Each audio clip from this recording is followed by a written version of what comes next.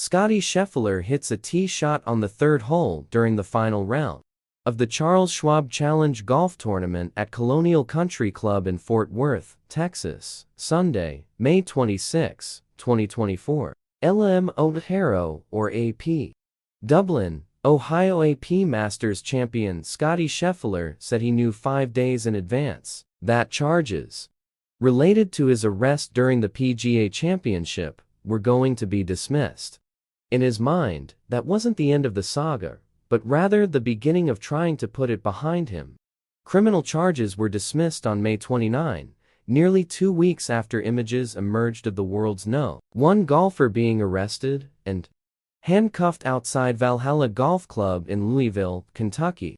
Connect and discover sale, 25. Find local news with unlimited digital access.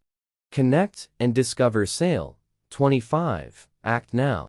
Scheffler said his attorney told him on May 24 that dropping the charges had become a formality because we had a lot of evidence on our side. But that didn't mean he had moved past it. Article continues below this ad. The charges are dropped, but I still. Now, it's almost more appropriate for people to ask me about it, Scheffler said Tuesday ahead of the memorial. And to be honest with you, it's not something that I love reliving.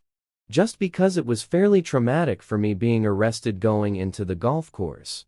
More for you. It was definitely a bit of a relief, but not total relief, because that's something that will always kind of stick with me, he said. That mugshot, I'm sure, is not going anywhere anytime soon. Even with the US Open approaching, images are still hard to forget.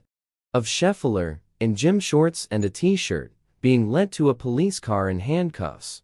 Article continues below this ad. The case stemmed from a fatal accident involving a pedestrian, John Mills.